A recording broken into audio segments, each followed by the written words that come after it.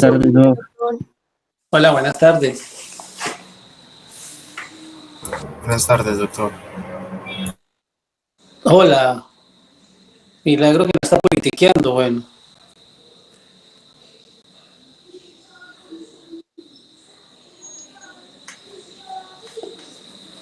Bueno, ya estoy abriendo acá, muchachos, la presentación. La vez pasada, en la última clase, ¿me recuerdan en qué habíamos quedado? ¿O no quedó pendiente algo? Sí, doctor, no terminamos fisiología del embarazo. Ah, sí, quedó faltando. ¿Hasta dónde hicimos? Cardiovascular. Si mal no estoy, creo que está ahí, doctor.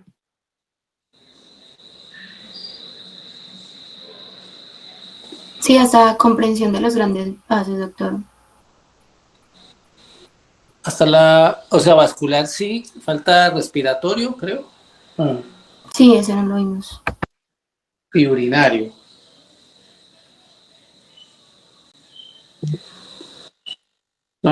Entonces, espérenme un segundito, porque tengo que entrar desde el computador.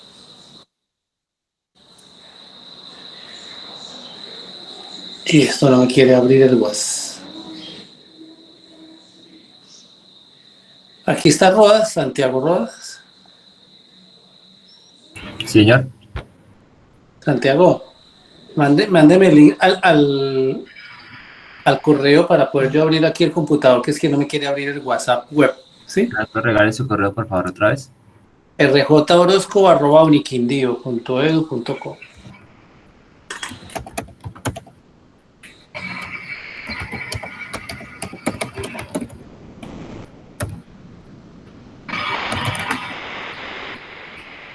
Así, doctor.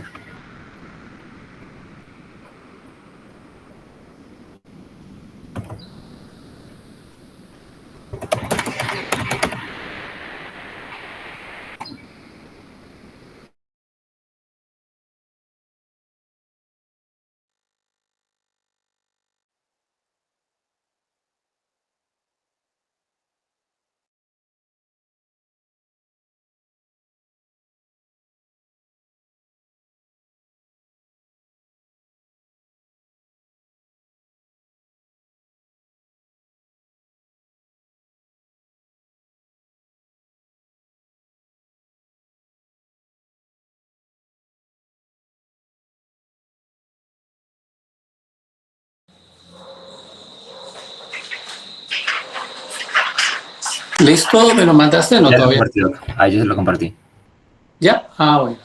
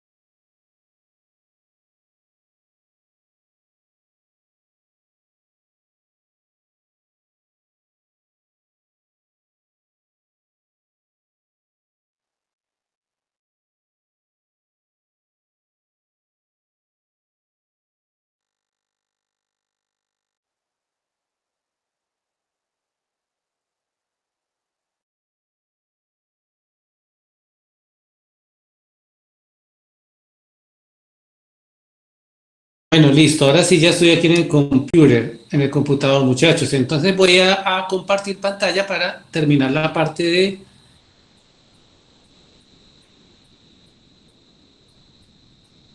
cambios fisiológicos del embarazo.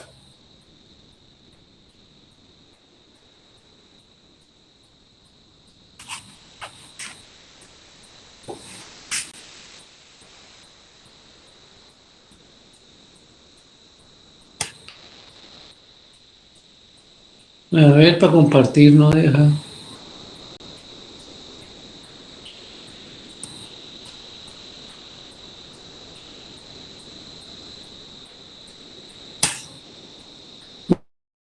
Me avisa porque no sé si están viendo la parte de la presentación. Sí, doctor, sí se ve. Ah, bueno, gracias.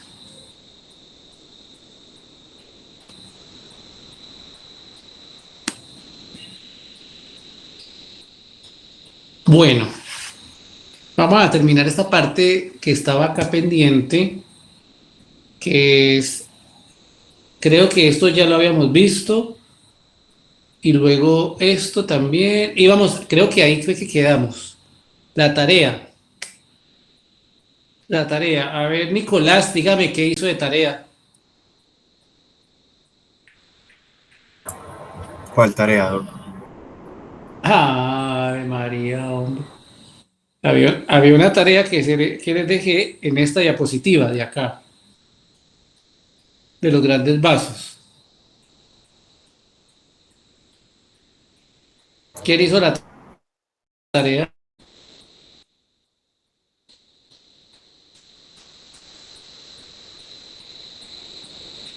Nadie hizo la tarea.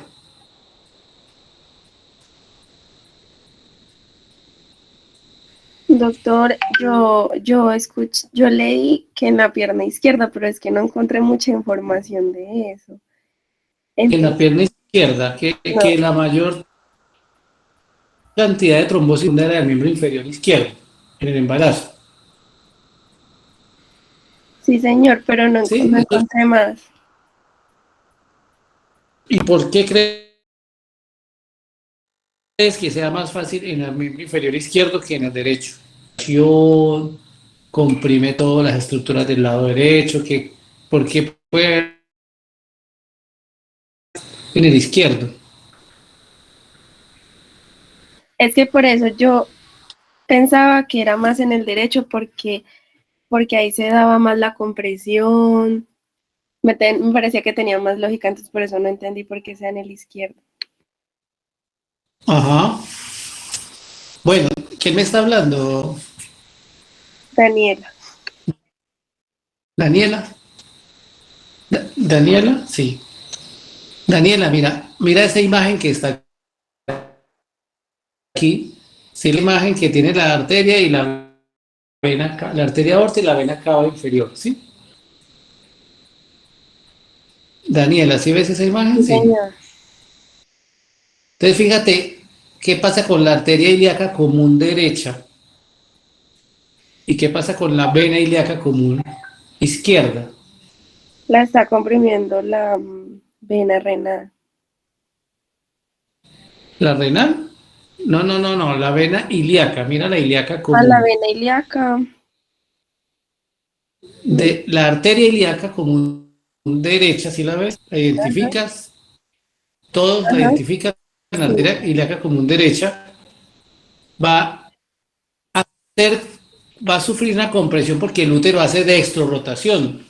Por lo tanto, el útero, como hace dextrorotación, comprime no la arteria ilíaca común izquierda, sino la arteria ilíaca común derecha, ¿cierto? ¿Está claro hasta ahí? Sí, doctor. ¿Sí? Y al comprimir la arteria ilíaca común derecha, ¿qué va a pasar? ¿A quién comprime esta misma, la arteria ilíaca común derecha? ¿A quién va a comprimir?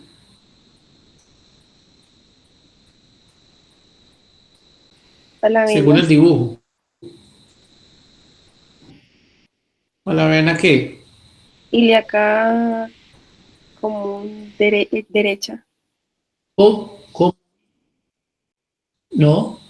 Mira que comprime a la vena ilíaca común izquierda, mira. ¿Sí? La arteria derecha comprime la vena izquierda, ¿sí? Porque está Ah, más ya corrido. vi, doctor. Es como al lado del 8. Eso, y entonces, exacto, sí. Y entonces, por esa razón es que se forman más trombos en el lado izquierdo, ¿sí? Bueno,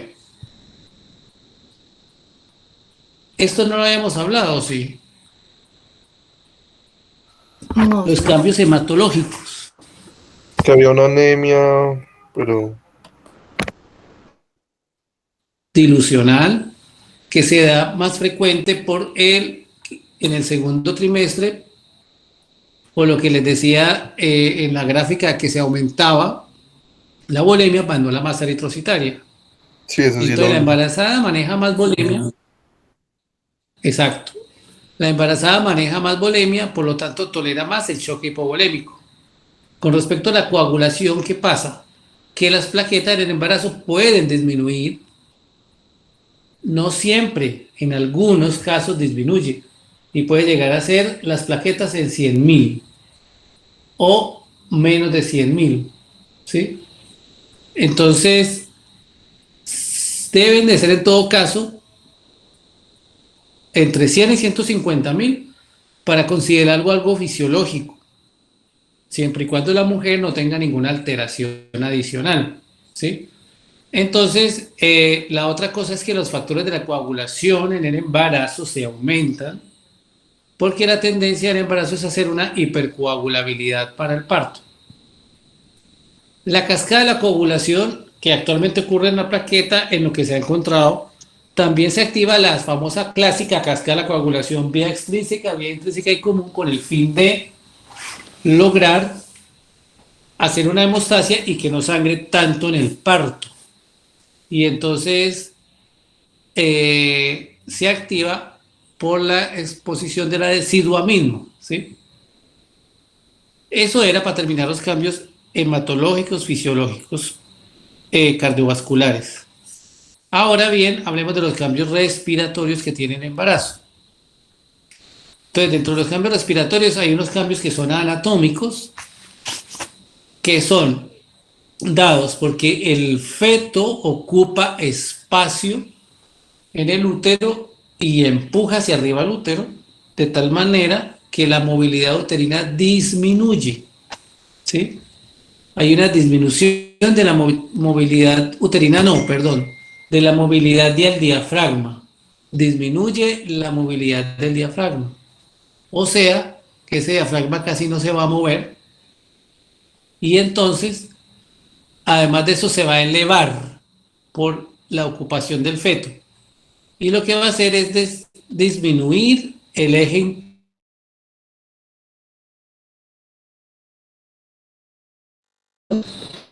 aproximadamente 4,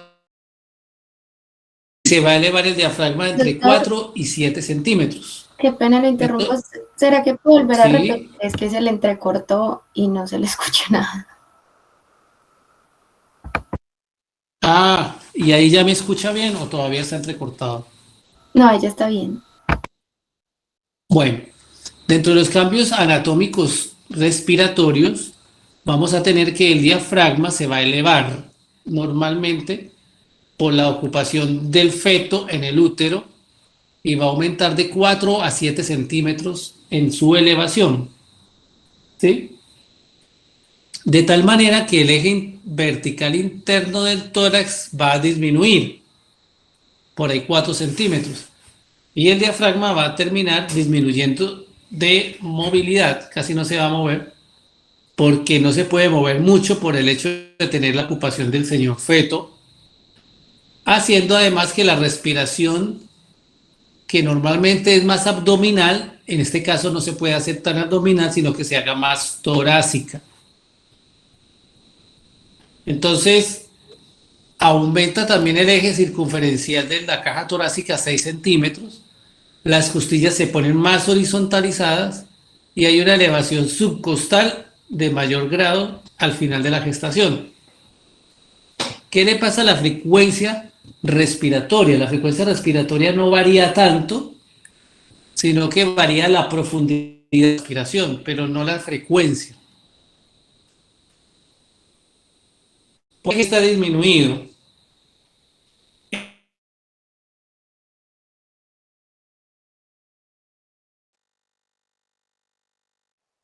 está disminuida la capacidad pulmonar.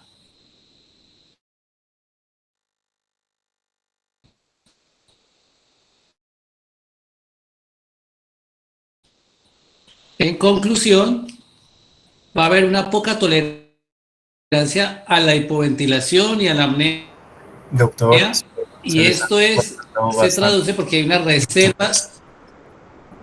De pronto si apaga la cámara puede mejorar un poco. Espere que no me encuentro donde estoy.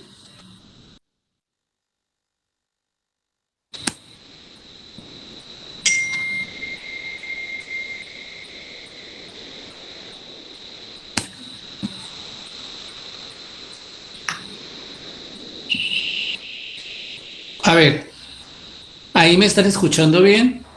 Sí, Doc, ahí está bien. Quedamos en que Bueno, aumenta la profundidad de la respiración. ok. Bueno, entonces eh, aumenta la profundidad de la respiración, más que todo, y no aumenta la frecuencia respiratoria. Lo mismo que disminuye el volumen residual y disminuye la capacidad pulmonar total en porcentaje. Y otra cosa es que como todo se traduce en que hay una reserva de oxígeno materna disminuida, está disminuida la reserva de oxígeno.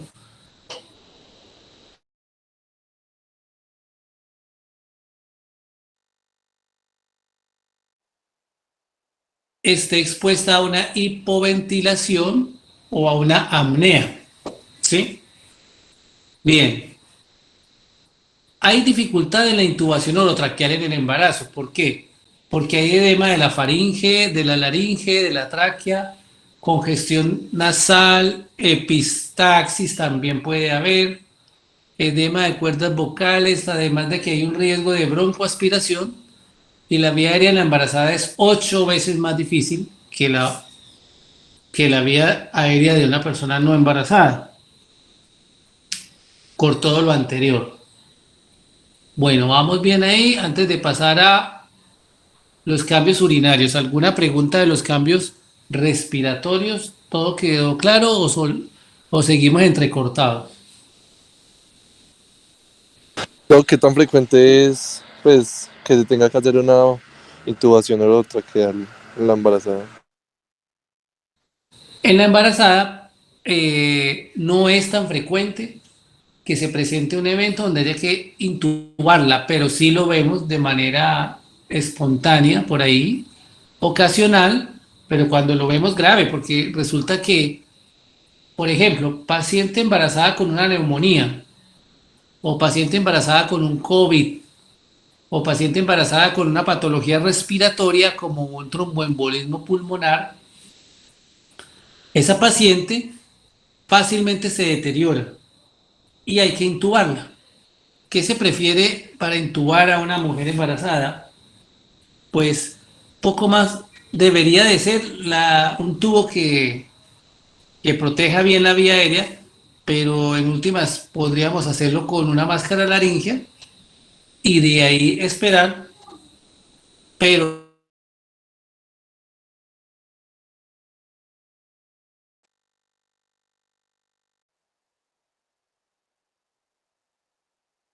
Doctor,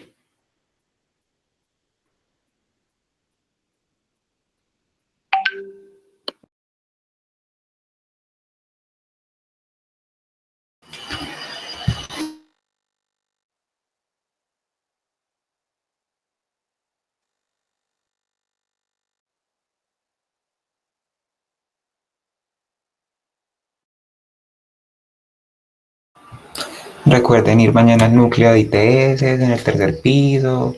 Si quieren una burbujita de chocolate, Claro que sí.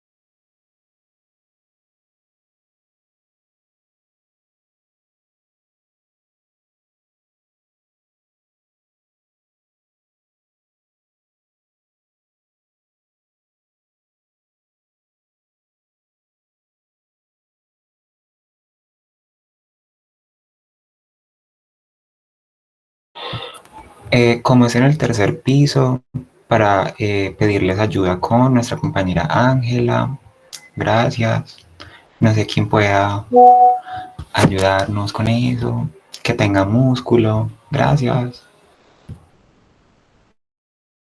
Usted. Claro, por supuesto, yo total, no, pues, valor. Yo soy una flor de campo, yo no hago ese tipo de trabajo.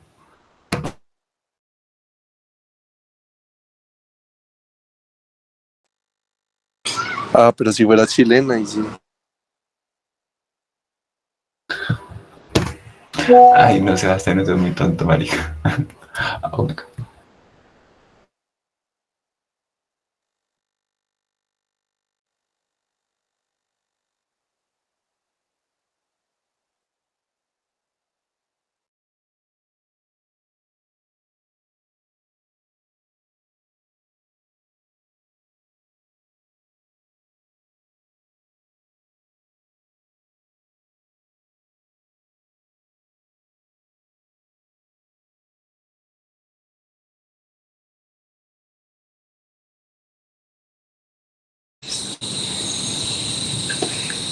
Hola, ¿me escuchan?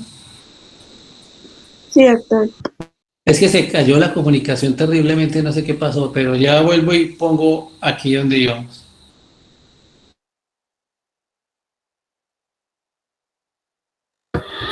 Profe, de pronto es que la señal está mala. Puede conectarlo a los datos de su celular para que no se caiga. Voy a mirar a ver si hago eso o me conecto también aquí al celular. Ok. ¿Quién fue el que preguntó de la intubación? ¿No fue Morrison o quién fue? Serna preguntó. Fui yo. ¿Sí alcanzó a escuchar la respuesta o no quedó, no se escuchó? Eh, pues se cortó como en la mitad.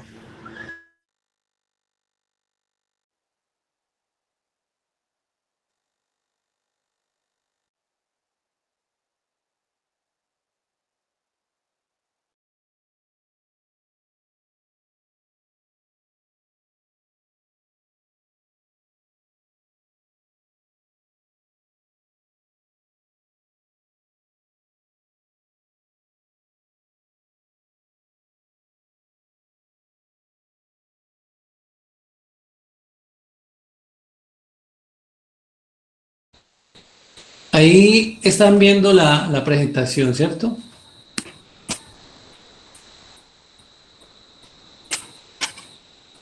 Sí, señor. Bueno, les voy a volver a responder frente a la intubación. La intubación no es algo muy frecuente, Nicolás y los compañeros. No es algo muy frecuente y es algo eventual, pero no quiere decir que no suceda. Hace 15 días o un mes teníamos una intubada acá, una paciente que tocó intubarla porque tenía una neumonía que se comprometió con un derrame pleural. Se complicó con un derrame pleural que al parecer era tabicado y requirió ventilación mecánica. Esa paciente embarazada tuvimos que intubar y la tuvimos en la UCI. Eventualmente cualquier patología respiratoria como la neumonía, el COVID o que comprometa la parte respiratoria va a fácilmente a llevarla a un paro o haya que requerir intubarla. Aquí tuvimos una hace un tiempo también que se complicó y tocó intubarla. Doc, ¿y eso Y cómo afecta al bebé? no, el bebé no tiene problema porque el bebé tiene su propia circulación. A la larga sí puede afectar en el hecho de que puede estar ella, si ella está hipoxémica, el bebé se va a poner hipoxémico tarde que temprano. Pero en general, en la reanimación cardiopulmonar y la descarga eléctrica no pasa nada.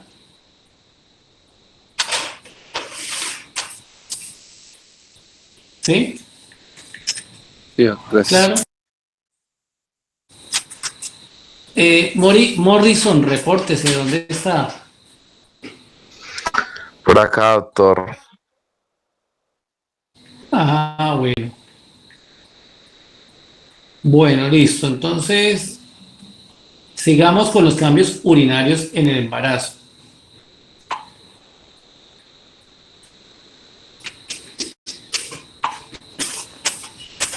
Bueno, los cambios urinarios.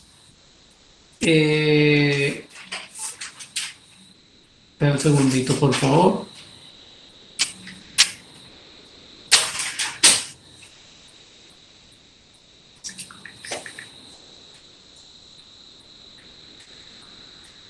Los cambios urinarios en el embarazo, vamos a encontrar que una de las cosas que cambia es que el riñón va a tener un aumento de tamaño, ¿sí? Aproximadamente 1 centímetro más que cuando no está embarazada la paciente. Y eso es porque se aumenta, espérenme un segundito.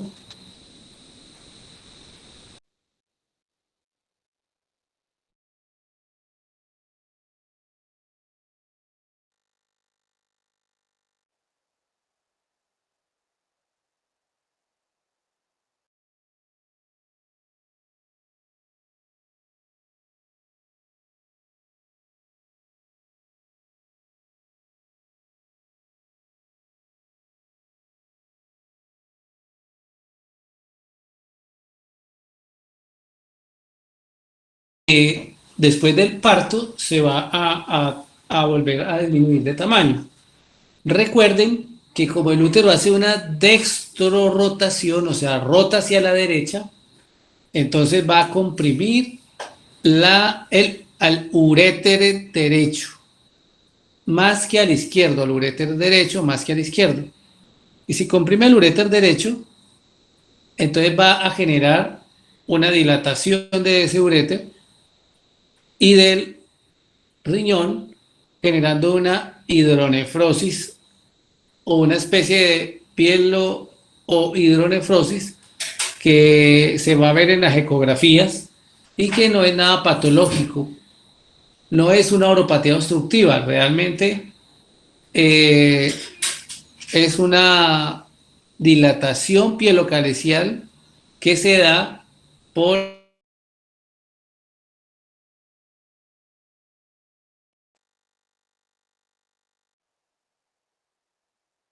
el estar comprimiendo ese lado derecho. Eso es una plasmático, se aumenta.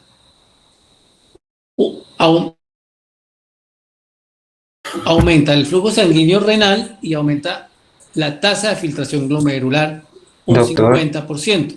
una Asimismo, la pregunta. creatinina sérica, señor. Pero no es de lo que está explicando, eso está bien, solo que se me vino a la mente. ¿Usted de pronto pudo revisar el parcial de nosotros, el primero? Había una pregunta de verdadero o falso. Sí, la Era del... falso. Sí, la del... Ya se útero. corrigió. Ah, ok. Vale, profe, gracias. Sí, ya se corrigió que falso, sí. Que Ok. yo le puse verdadero o era falso, algo así, era al revés. Sí, era falso porque ahí decía ¿levo qué? Mm. Levo rotación y era dextrorotación. Bueno, Exacto. gracias. Bueno, la creatinina sérica se disminuye en el embarazo aproximadamente, eso es importante, un 50%. Eso quiere decir que que si la creatinina sérica normal en una mujer no embarazada es por ahí de 1, en la mujer embarazada puede ser de 0,5 y eso es totalmente normal. Hasta 0,8. Si tiene más de 0,8 ya es anormal. ¿Sí? Bueno, otra cosa es que... Doctor, ¿y por qué se hace disminución de creatinina? ¿Cómo? Perdón.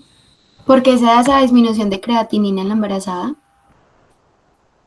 Porque está aumentando el flujo sanguíneo renal por los cambios fisiológicos. Recuerda que la volemia Sí. aumentó. Claro. Entonces, llega más sangre al riñón, entra en el riñón, hiperfiltra, o sea, filtra un 50% más. Y al filtrarte más, pues la creatinina sérica, que es un desecho, se elimina más. ¿Sí? Sí, señor. Gracias. Bueno. Doctor, ¿y eso no se puede también entender como una dilución de la de la creatinina por el aumento de la volemia. No, porque efectivamente, pues esto ya tiene estudios y se ha evidenciado y verificado que la creatinina se tiene que eliminar, primero que todo. ¿Y cómo se elimina más? Mientras orine más, mientras haya más tasa de filtración glomerular. Entonces ya se identificó, a diferencia de algo que no se elimina, que es la masa eritrocitaria que circula, ¿sí?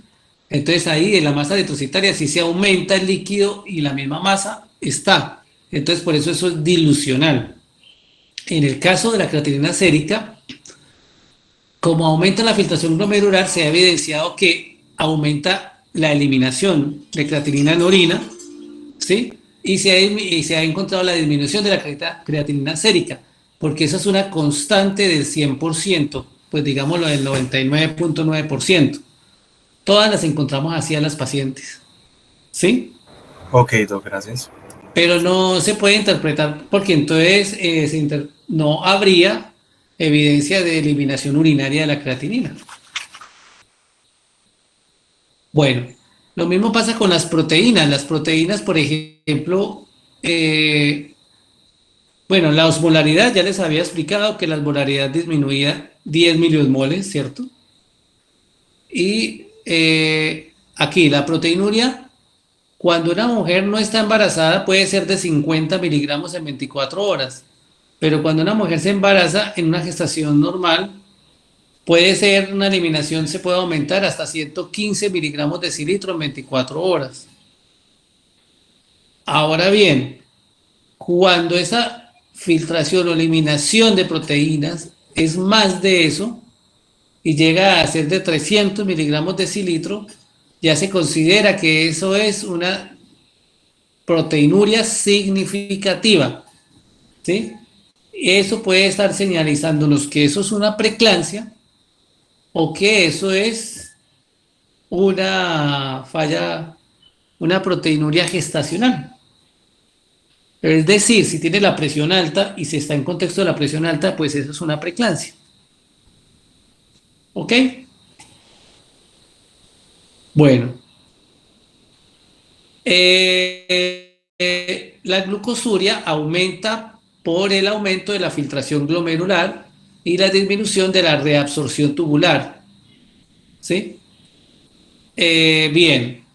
Entonces aquí está lo que dice acá con respecto a la creatinina, que la creatinina en una gestación normal está de 0,5 a 0,7 y en una gestación, si es normal, está en 0,9 o más, puede estar sugiriendo una nefropatía subyacente.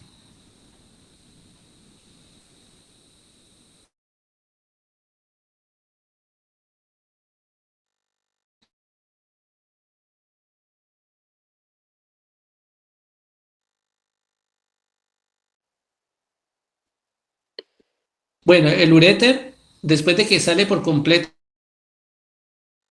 intraureteral y 86% de veces mayormente en el lado derecho. Y esto hace que se dé lo que estábamos diciendo que era una hidronefrosis. Bien. Bueno, ¿alguna pregunta hasta ahí de cambios fisiológicos del embarazo? Porque ya terminaríamos ese tema. Profe, ¿qué fue lo que dijo que haría sospechar de una nefropatía después de la glucosuria? Digo, algo, no le alcancé a escuchar bien.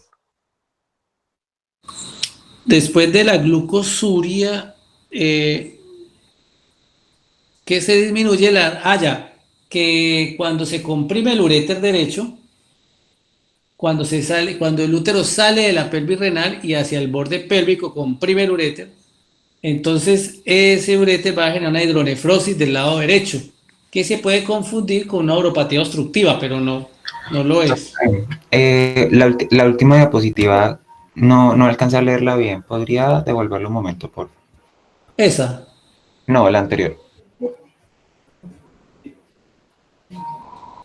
La anterior, la de los cuadritos. Esa. Espérame un momento. Listo. Muchas gracias. Bueno. Muy bien, vamos a hablar de un poquito de trastorno hipertensivo asociado al embarazo.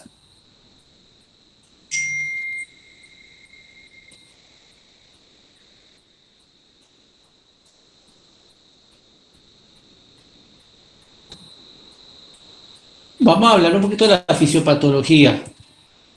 Así se clasifica el trastorno hipertensivo asociado al embarazo.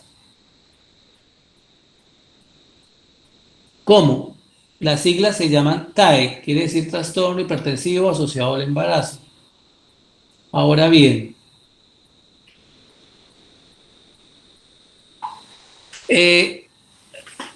¿esto qué es? Un trastorno hipertensivo asociado al embarazo es que una mujer, obviamente embarazada, que tenga más de 140 sobre 90 milímetros de mercurio. ¿Sí? 140 sobre 90 milímetros de mercurio. Y a eso le llamamos un trastorno hipertensivo asociado al embarazo. Ahora bien, dependiendo si tienen más de 20 semanas o menos de 20 semanas. Entonces, miremos a ver. Se puede clasificar en uno de los 4 grupos que está aquí abajo.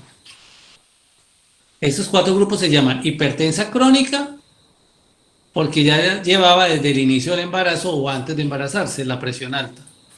Preeclampsia, si tiene más de 20 semanas, y HG, que es hipertensión gestacional, que también coincide en que sea más de 20 semanas, pero que tiene proteinuria negativa. Y la otra grupito es hipertensión crónica más preeclampsia. Eso quiere decir que estos 4 grupillos es la manera de clasificar la hipertensión en el embarazo. ¿Sí? Ahora bien, ¿Cuál es que es preeclampsia. HG, Doc? Qué pena. ¿Cómo? ¿Cuál es que es HG? Hipertensión gestacional.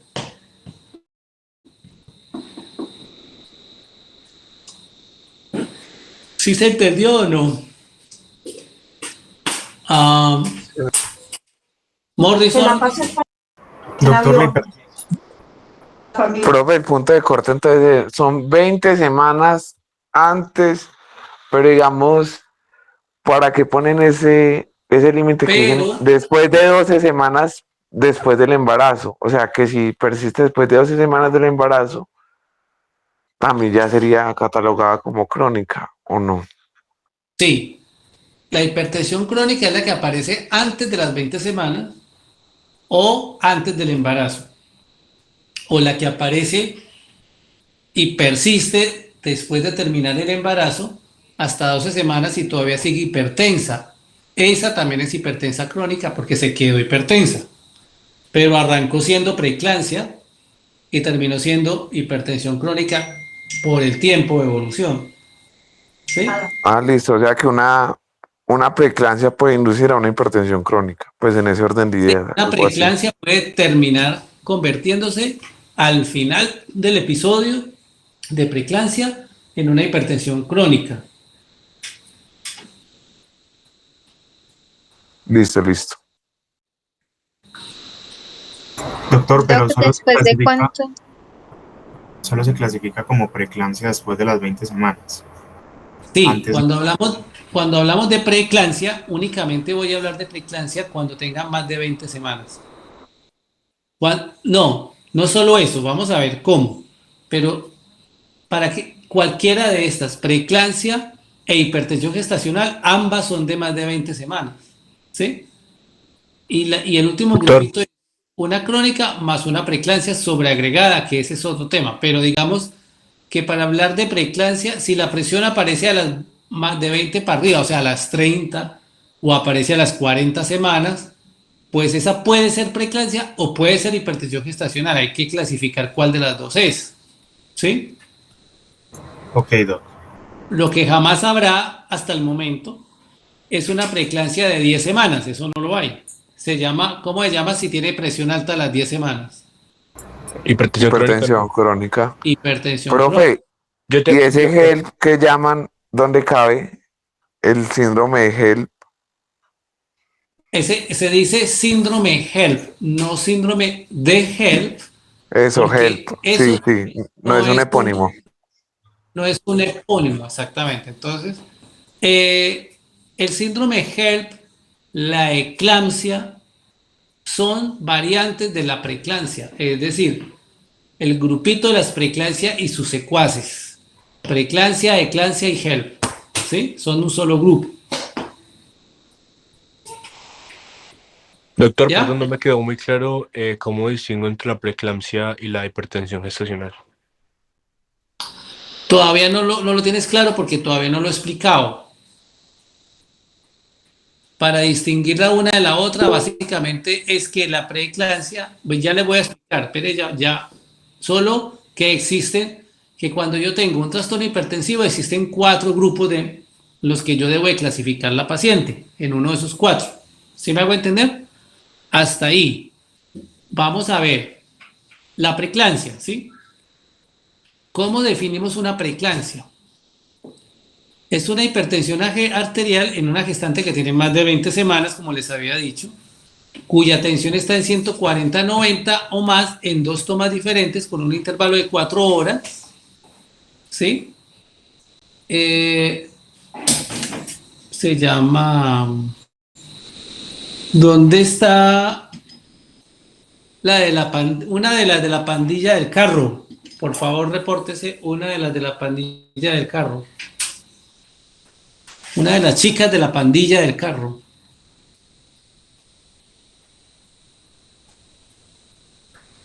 No vino ninguna de la pandilla del carro.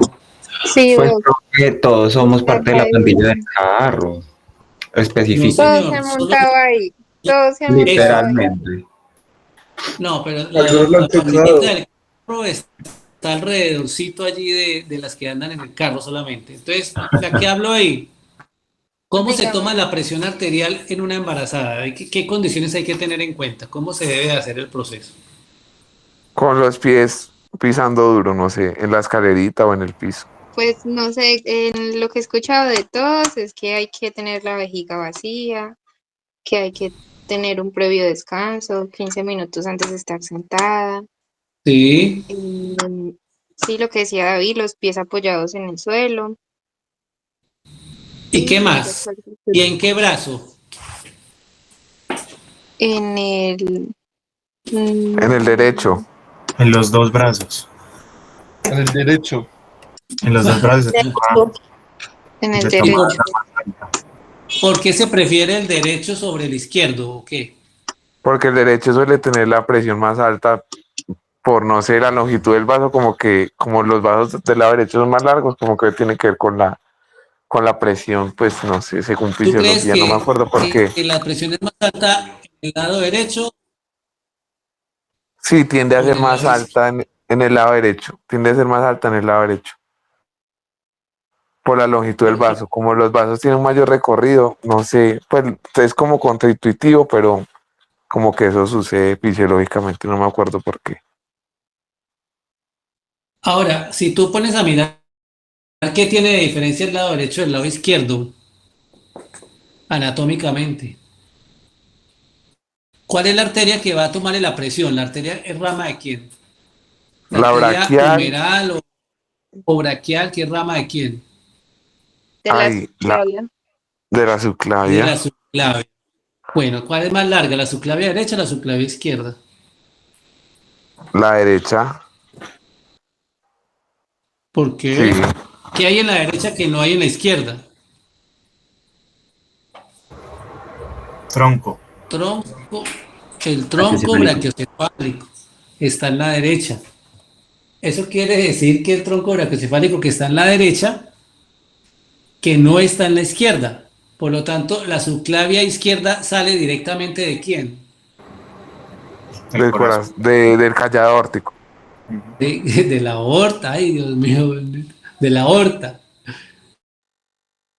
Y sale de la aorta, entonces eso quiere decir que viene siendo más, la presión de la aorta se transmite más rápido, la presión a un vaso que está derecho de una vez de la aorta, porque cuando se va por la derecha, pues llega al tronco brachiocefálico y se matiza un poco para llegar a la subclavia derecha. Entonces, esto quiere decir que en el lado izquierdo, perdón, yo que estaba diciendo, en el lado izquierdo, la presión, como sale directamente de la aorta, la presión va a ser más alta o más matizada. Más alta. Sí, porque sale directamente de la aorta, ¿sí? Entonces, evitable, esto quiere decir que puede ser un poco más alta en el lado izquierdo y por eso nosotros vamos a tomar la más fidedigna en el brazo derecho. Igual, no es mucha la diferencia, yo jamás he visto una diferencia importante, pero es lo que recomiendan las guías, por esa diferencia anatómica, no sé si me hago entender, ¿sí? ¿Queda claro?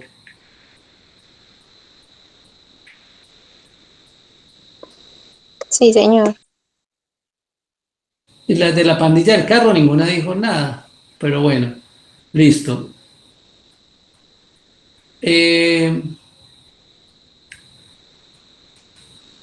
Listo, entonces ahora, ¿qué condiciones tiene que tener entonces? ¿Cuál es el diagnóstico de preeclampsia? Que tenga más de 20 semanas de embarazo, que tenga más de 140 o igual a 140 y o 90 en cuántas tomas, en 2 tomas diferentes de intervalo de 4 horas mínimo, ¿sí? Y que sea tomada apoyada, sentada, con la espalda apoyada, brazo derecho a la altura del corazón. Hasta ahí estamos claros.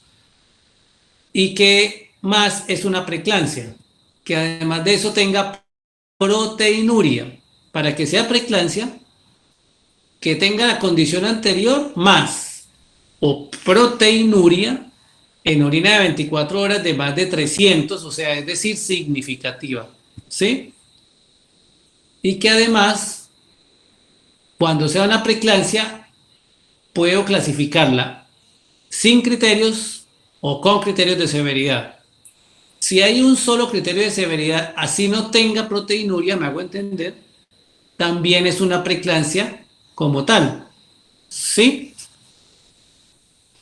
Esos ¿Cuáles criterios de son? severidad es lo que dicen que ¿Cuáles es son? daño a órgano, ¿o no? Como una hipertensión Compromiso de normal. órgano blanco. Por ejemplo, los criterios de severidad son, 1, que tenga inminencia de eclampsia, o sea, que es decir, tenga dolor de cabeza, fosfenos. ¿Cómo es el dolor de cabeza? El dolor de cabeza es una cefalea en casco que no mejora con nada, ni con acetaminofén. Fosfenos, tinnitus, visión borrosa, por ejemplo, o que tenga epigastralgia, hiperreflexia, y en ese caso podría considerar que va a ser rápidamente una convulsión, o sea, que va a ser una inminencia de una eclampsia. Ahí yo voy a decir que tener ese es un criterio de severidad. No me importa si la proteinuria es positiva o es negativa, será llamada preeclampsia. ¿Me hago entender? Luego una Ahora, pregunta. sí. La cefalea, perdón, ¿me repite en qué patrón es? ¿La cefalea qué, perdón? ¿En qué patrón se puede hallar? ¿En qué patrón se puede hallar? O sea, sí Es que una, usted dijo como era una cefalea, pero ahí me perdí. es que es una cefalea global en casco, que es decir, que ocupa toda la cabeza y no solo es frontal, ni solo es occipital, es una cefalea global, cefalea como si tuviera un casco puesto, que sería cefalea en casco, ¿sí? No mejora con analgésicos. Listo, gracias. Ese es un criterio de severidad, tener estos síntomas le indica que eso es severidad y a eso le vamos a llamar preeclampsia, así no tenga proteinuria, ¿sí me entienden?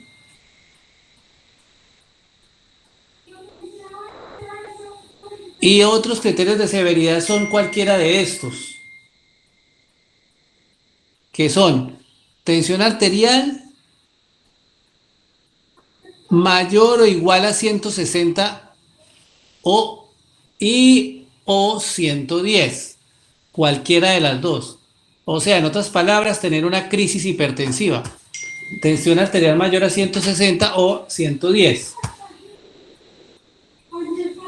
La trombocitopenia, que es otro criterio, que tenga menos de 100.000 plaquetas, es otro criterio de severidad, cualquiera de esos. Falla renal con creatinina mayor a 1.1 también. Profe, ¿cómo así que tensión arterial menor de 160 y 210? O sea, Mayor. ok, mayor de 110 o mayor de 160. Sí, mayor o igual a 160 y o 110. Ah, es que ahí en la diapositiva. Sí, por eso lo corregí, que es mayor. Ok. Pero entonces tomo el valor desde 110, pues. La diastólica. Ah, ya. A ver, la tensión es sistólica y diastólica, ¿sí? Entonces, Ajá. sistólica mayor o igual a 160 y diastólica mayor o igual a 110. O sea, que si tiene 130 sobre 110, ya está mal. Ya entendí. Gracias. Entonces, ese es y eso se traduce como crisis hipertensiva. Entonces, que esa es un criterio de severidad. La trombocitopenia, tener menos de 100.000 plaquetas, es otro criterio de severidad.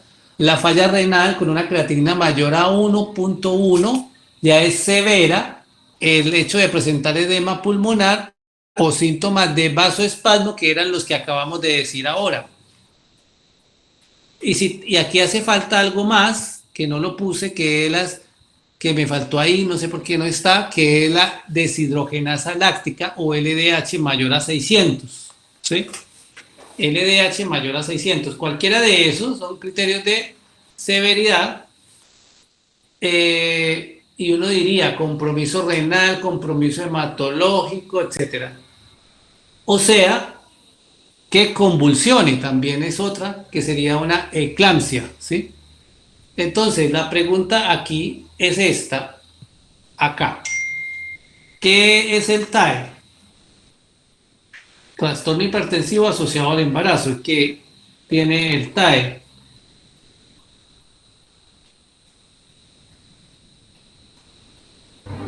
Hipertensión crónica, preeclampsia, hipertensión gestacional o la crónica más la preeclampsia. Exacto. Entonces, ¿qué es una preeclampsia? A ver, ¿y qué diferencia una preeclampsia de una hipertensión gestacional? ¿Qué es una preeclampsia? Es una hipertensión que aparece mayor a las 20 semanas con proteinuria o criterios de severidad. O un criterio de severidad. La proteinuria es mayor a 300 ¿qué, profe?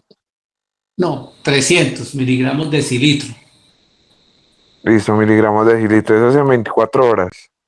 En 24 horas.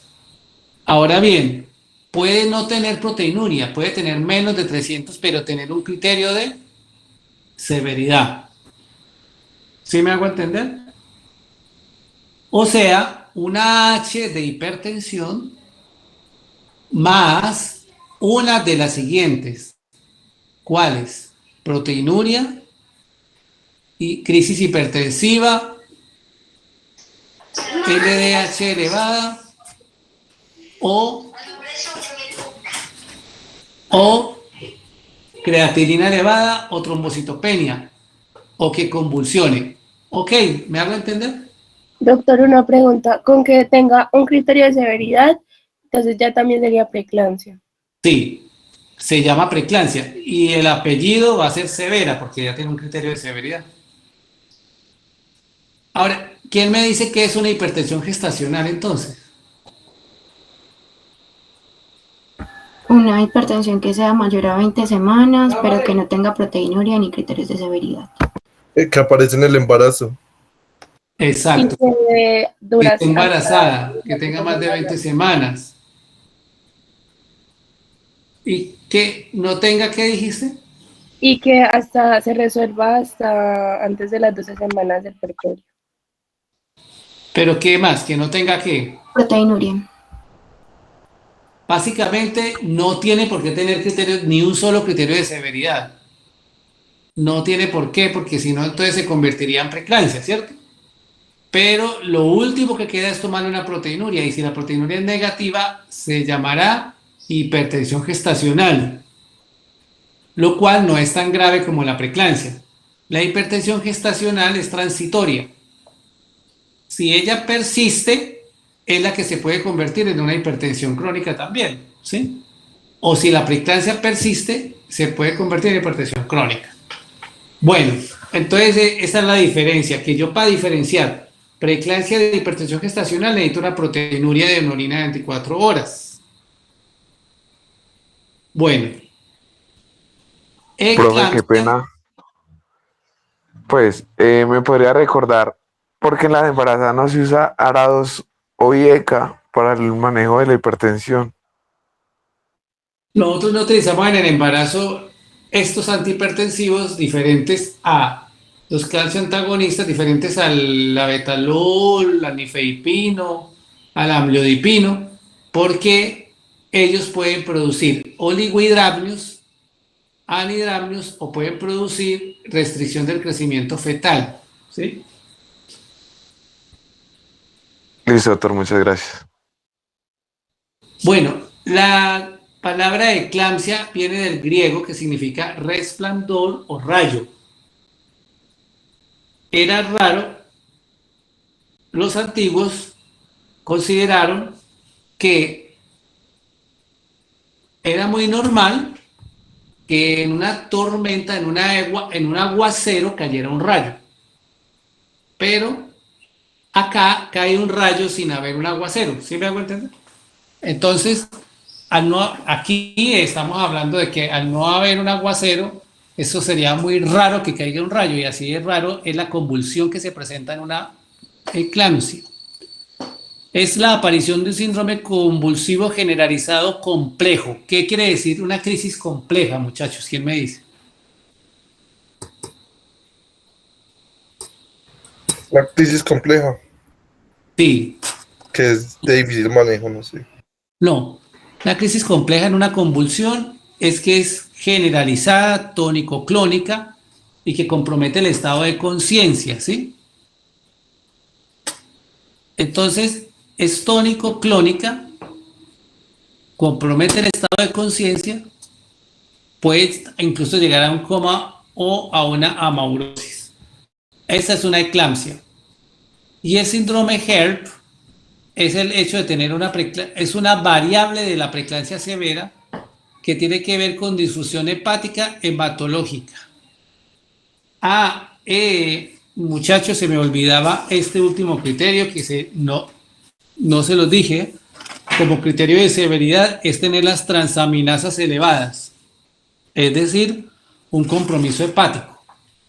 O sea que los criterios de severidad vienen siendo la crisis hipertensiva, la trombocitopenia, la falla renal, el edema pulmonar, los síntomas de vasoespasmo o inminencia de eclampsia. La eclampsia, el LDH elevado con transaminasas elevadas. ¿Qué es un HELP?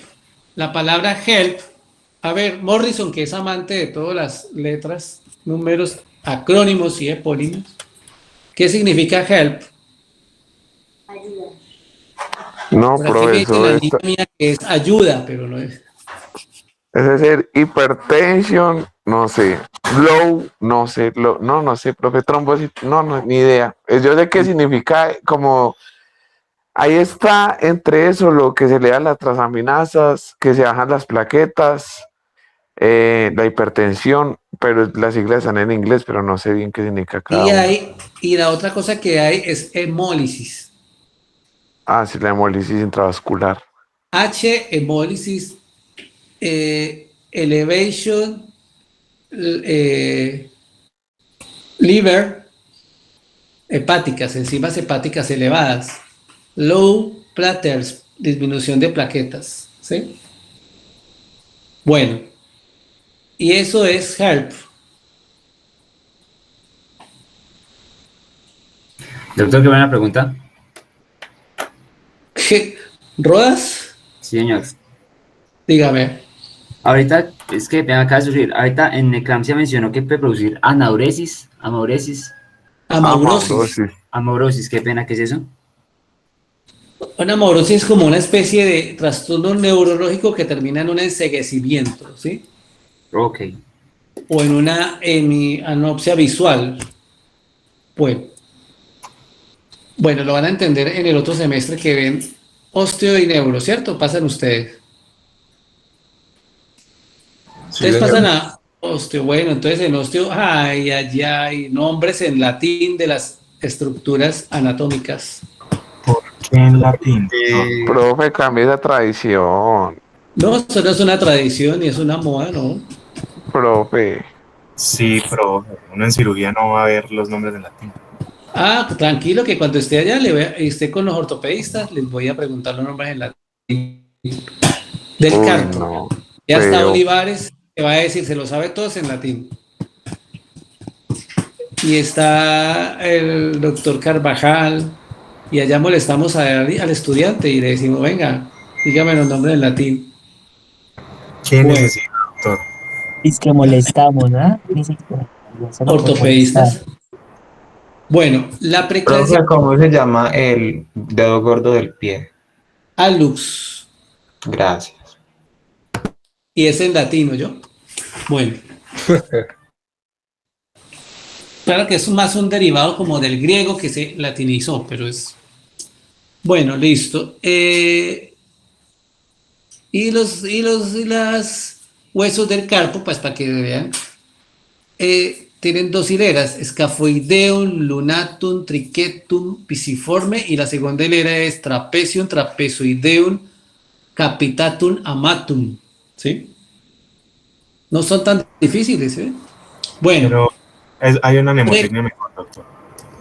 no, esa no, tiene que ser esta. Ahora, la clasificación, por ejemplo, la preeclampsia es una palabra en griego. Si sabían, ustedes están hablando griego sin darse cuenta porque eclampsia es griego. Preeclampsia quiere decir un estadio antes de la eclampsia, es decir, es una fase severa que va a transformarse si nos descuidamos en una eclampsia. Y la eclampsia es una palabra griega que significa ¿qué? Ya les dije. Relámpago. Resplandor, alumbramiento. No, resplandor. Resplandor o relámpago o un rayo que cae de la nada, listo. Eso es. ¿Por qué le llamaron así? Porque las mujeres antes de convulsionar vean unas lucecitas o sea,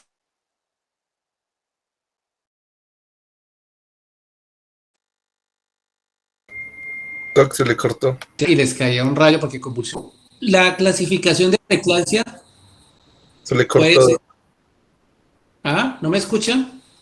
No, lo que dijo antes se le cortó. Que la eclampsia significa resplandor o relámpago y convulsiona como de la nada porque es como la caída de un rayo. ¿Sí me hago entender? Sí, señor. Bueno. La preeclampsia se va a clasificar en temprana y en tardía. Bueno, pero la palabra eclampsia es en griego, lo que quiero decir.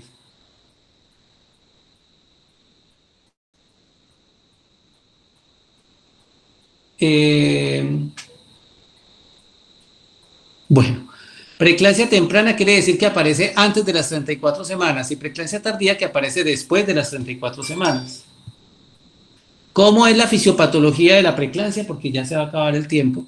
La fisiopatología de la preeclampsia básicamente tiene que ver con las famosísimas arterias espirales.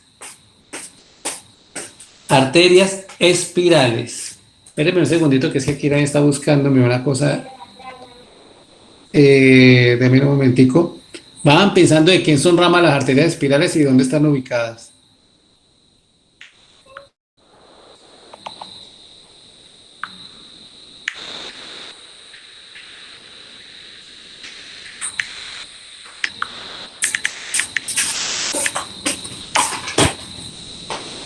Ya los coloreé. Bueno, hay una fisiopatología general de la preeclampsia porque tiene varias teorías. La teoría inmunológica, que no la vamos a hacer tan profunda, la deficiente remodelación vascular, que es la otra teoría, y está la activación endotelial y la inflamación. Quiero que nos enfoquemos por el tiempo en la remodelación vascular. Es decir, que me voy a saltar a la remodelación vascular, que es esta. Deficiente remodelación vascular de la interfase materno-placentaria. Entonces aquí tengo un vaso sanguíneo de espirales. Las arterias espirales son Doctor, las que no está llegan compartiendo. al útero. ¿Cómo? Que no había pasado diapositiva cuando empecé a explicar, doctor. ¿Ya ahí está viéndose el vaso o no? Sí, ya ahí se está viendo.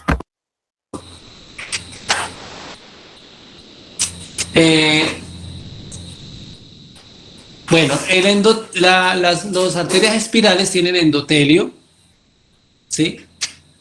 Y tienen una capa de músculo liso y ahí hay una inervación, ¿verdad?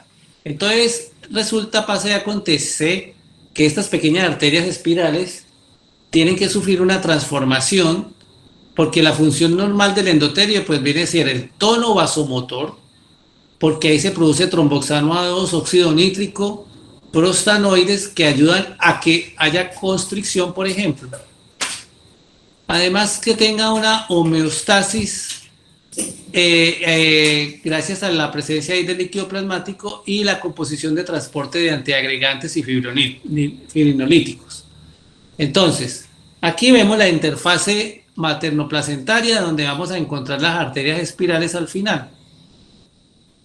Estas arterias espirales van a terminar dando lugar a que se pueda llevar a cabo la interfase de vascularización de la placenta con el embrión, que va a suceder acá con la neovascularización. Entonces aquí están las arterias espirales y aquí están los vasos del bebé. Y acá está la interfase materno-placentaria. ¿Qué tendríamos acá? Que esto que está acá es puro sincitio trofoblasto alrededor de los vasos. Y entonces vienen aquí las arterias espirales, como dice aquí, spiral artery. Acá, la arteria espiral llega acá, ¿sí? Doctor, Y fíjese. No sé si soy solo yo, pero yo no estoy viendo nada más que la diapositiva que dice endotelio. Sí, yo tampoco estoy viendo Sí, nada. yo también estoy viendo lo mismo. A ver, ustedes que andan como atrasados, a ver. Claro, Nicolás como siempre, muestra. Doctor, uno que es retrasado. Se sale de clase. Es más, me pregunto dónde estará en ese momento con ese celular por ahí. No, señor, estoy en mi casa. Muy juicioso. A ver, que yo creo que es porque se va a descargar. Se va a descargar el computador y por eso como que se estresó. Espere, yo conecto el computador. Ay, que no se vaya a perder.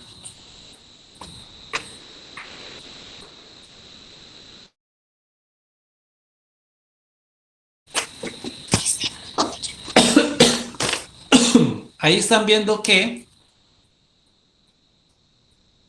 Todavía el vaso que dice endotelio, doctor.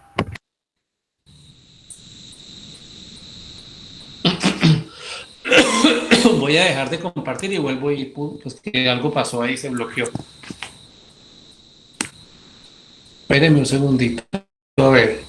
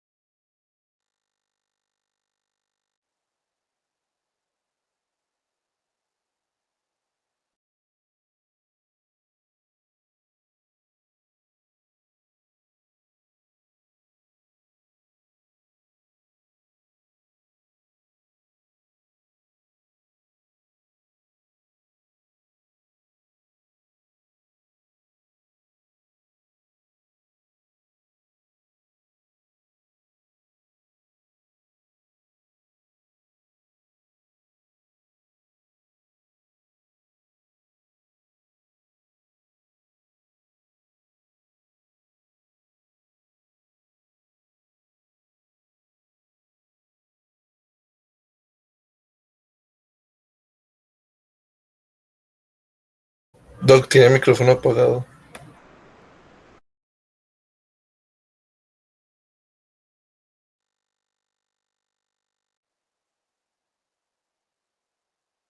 Ahí estamos viendo la oleada trofoblástica.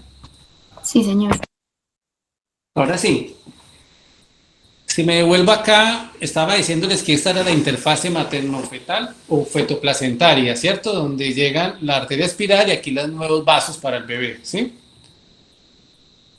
Y que acá está la oleada trofoblástica. Entonces, la famosa oleada trofoblástica es que aquí viene la arteria espiral y esta es una placenta que dice aquí saludable, en donde, ¿qué vamos a ver? Recuerden que la arteria espiral debe tener una capa de endotelio, que es esta, y una capa muscular. Ahora resulta que reemplazar por, como vemos aquí, todos estos pequeños células llegando allí, que se llaman las células trofoblásticas o del sinsitio trofoblasto, que lo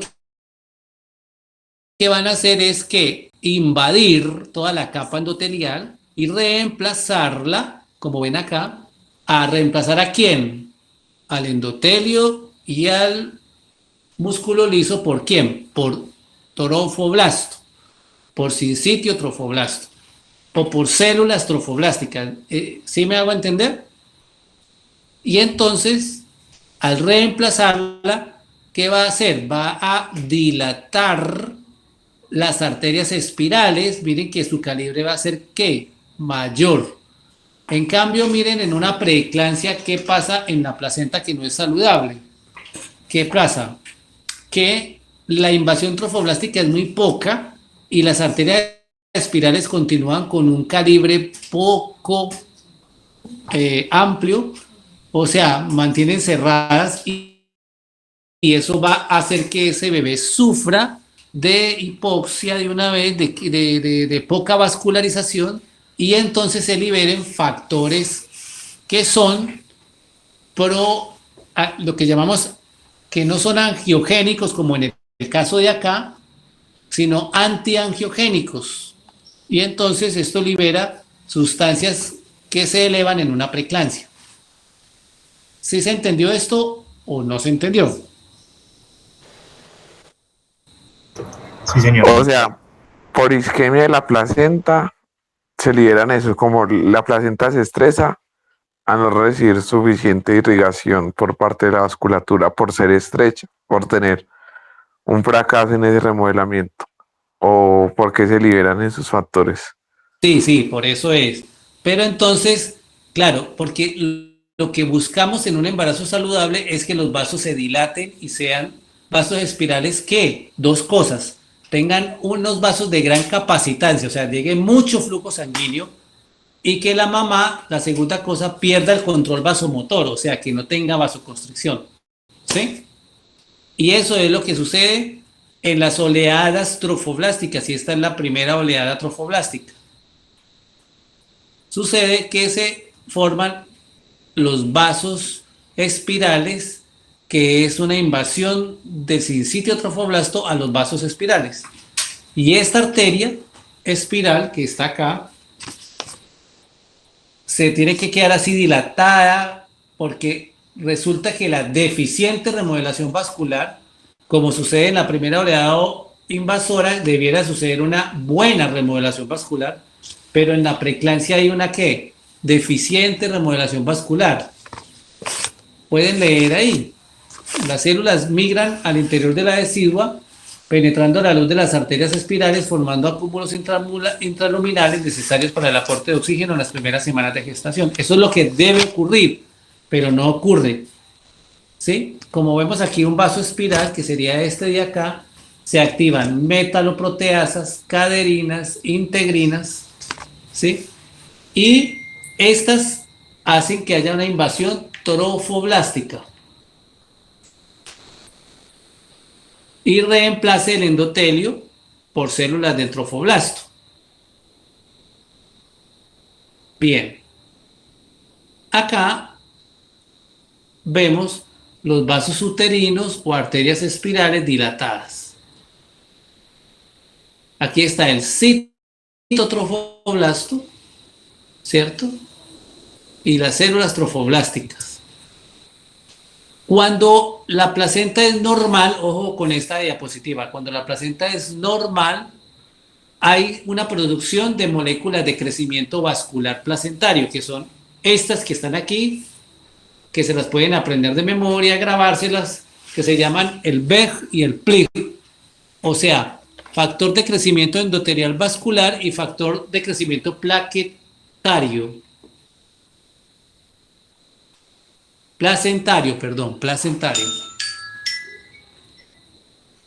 Placentario. Lo que conlleva a una angiogénesis y remodelación vascular.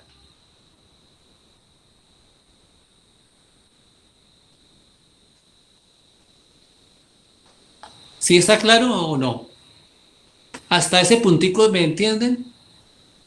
Que lo normal es esto, ¿cierto? Y lo vamos a comparar con el antagonismo. ¿Quién es el antagonista de los factores de remodelación vascular? Esta molécula que se llama SFLT1, que quiere decir factor soluble de tirosina quinasa 1, para que lo vayan asimilando.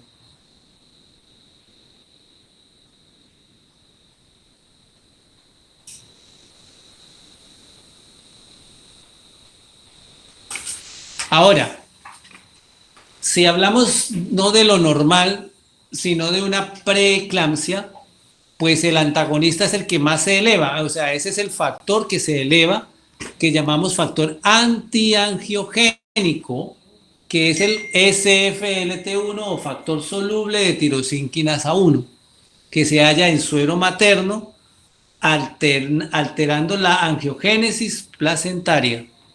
¿Me hago entender? O sea, que en otras palabras, si se no da una buena remodelación vascular o es deficiente, se va a liberar un marcador que se llama factor soluble de tirosina quinasa 1, que es un marcador o molécula antiangiogénica y no angiogénica como debiera de ser. ¿Cuál es la angiogénica que debiera de ser? El VEG, que es el factor de crecimiento factor de crecimiento endotelial vascular y factor de crecimiento placentario, PLIG. Eso es lo normal, pero en la preeclampsia es el antagonista el que se eleva, es decir, el que no produce angiogénesis, que sería el SFLT1, ¿sí? Y se eleva el suero materno y hace que las espirales se invadan no en un 100%, sino en un 30 a 50% de lo que debieran de invadir. Entonces, el desbalance entre VEG y SFLT1 es una preeclampsia. En la preeclampsia se eleva el SFLT1. ¿Eso está claro o no? Aquí hay una imagen donde vemos el VEG, que hay varios subtipos, pero en otras palabras, el factor de crecimiento endotelial vascular son básicamente tiene unos receptores que se llaman VEGR1 para el FLT1, ¿cierto? Y estos receptores estimulan esa neovascularización. Pero si hay una deficiente remodelación vascular, entonces van a activarse, no se va a activar una adecuada angiogénesis y entonces va a alterarse porque se va a elevar el SFLT1. Sin embargo, la segunda oleada trofoblástica, las células del trofoblasto reemplazan a las células endoteliales de la arteria espiral y invaden la media del vaso, o sea, se vuelve más profunda y destruyen incluso el tejido elástico, muscular y nervioso de la capa vascular para que las arterias queden llenas de sangre y no se contraigan. ¿Me hago entender? Y entonces, de ser así, la arteria pasa a ser una arteria así, dilatada, gruesa, invadida de trofoblasto, mientras que esta era una arteria que tiene músculo y todo, ¿sí? Pequeño calibre. Entonces, esta es una arteria sana espiral y esta, si se queda así, no es sana. Como vemos acá, la primera oleada es la invasora y la segunda oleada es la proliferativa. Entonces, en esta primera oleada, mire cómo básicamente se dilata el vaso, y en la segunda ya hay menos dilatación de ese vaso. En la segunda lo que hace es reemplazar el músculo acá, en la segunda. Y esta de abajo, esta imagen de abajo, es que no hubo una remodelación vascular. Bueno, No, creo que se esta va a quedar pegado. imagen lo muestra mejor. ¿Quién me explica esta imagen? Se quedó Doc, pegado en la diapositiva de las moléculas. de las moléculas, de los A mí se me quedó en deficiente remodelación vascular. Sí, ahí se quedó. Ahí. A ver ahí. No, más arriba, doctor, se quedó en la 3 diapositivas más arriba. Acá. En la número 36. No, Dios mío, ¿cuál es la 36? La anterior a esa, creo. ¿Cómo así? ¿Acá? Es que no cambia, doctor. No le cambia, no cambia lo que estoy mostrando acá. Ahí va, no le da trofoblástica. 2 diapositivas más adelante. Bueno, esta oleada trofoblástica la vimos bien, la entendimos. Sí, señor. Luego siguió esta, que no me importa, y luego esta, que es un vaso normal espiral. ¿Sí la están viendo? ¿Un vaso normal espiral? No. Todavía no se ve, debe estar cargando. Es que está como muy lenta la conexión. Ahí, ahora sí.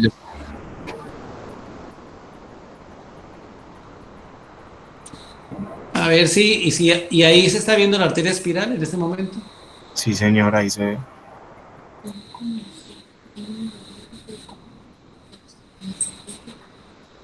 Bueno, acá tengo, a ver, acá, la primera oleada invasora. Esto, ¿lo están viendo? Sí. Listo, las células trofoblásticas migran. Ya les había explicado que esa era la primera oleada, ¿cierto? Luego, esta imagen que no me interesa ni esta, pero esta sí. Esta la están viendo que dice placenta normal y preeclampsia abajo. Sí, esa es ahí fue donde se quedó, Doc. O sea, todos vieron esa, listo. Ahora, siendo esta clara, viene el balance. Si tiene mucho SFLT1, va a dar preeclampsia, y si tiene menos SFLT1 y más VEG, que es factor de crecimiento endotelial vascular, va a dar un embarazo sano. ¿Sí? Doctor, pero actualmente, pregunta pues así como con respecto a eso, actualmente no se hace tamizaje con respecto a esas moléculas, ¿cierto? Bueno, sí se hace. Lo que pasa es que el tamizaje de esa molécula se pide.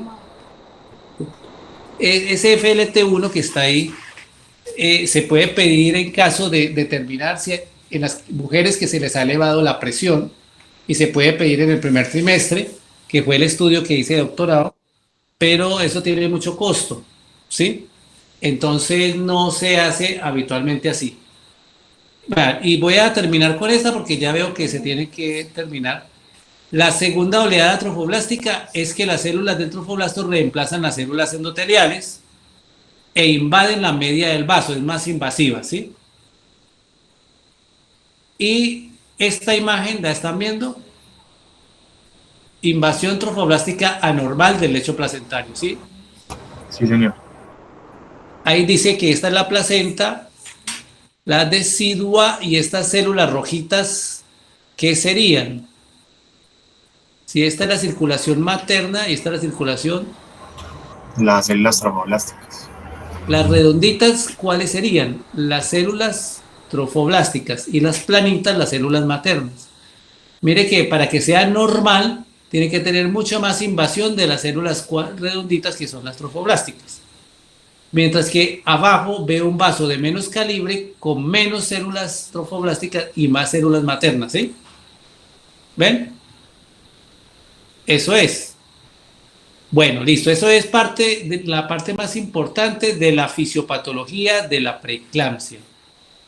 Digamos que esas son el postulado más importante, que en la preeclampsia, para terminar con esta diapositiva, La remodelación se restringe únicamente al segmento decidual de arterias espirales, conservando fibras elásticas y musculares y respuesta contráctil neurohormonal materna, restringiendo el flujo sanguíneo uteroplacentario, implicando un aporte fijo que no corresponde a las demandas sanguíneas, produciéndose una isquemia. ¿Listo? Bueno, muchachos. Entonces, bien. ¿Cómo quedamos para el parcial, doctor?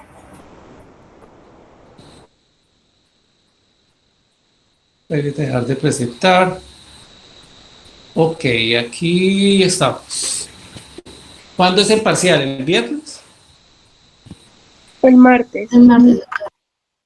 ¿Cuál parcial? Es que estoy... A ver. Estamos en el segundo parcial. Intervención. ¿El segundo parcial es el próximo martes?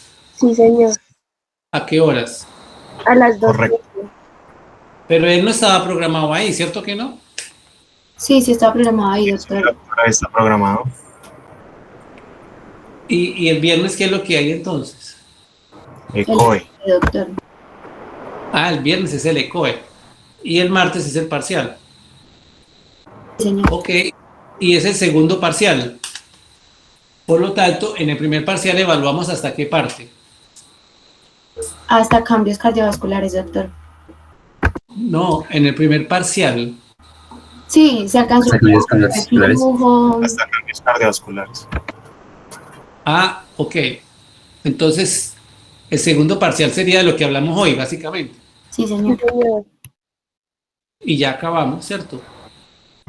Sí, señor. Ah, bueno, listo. Listo.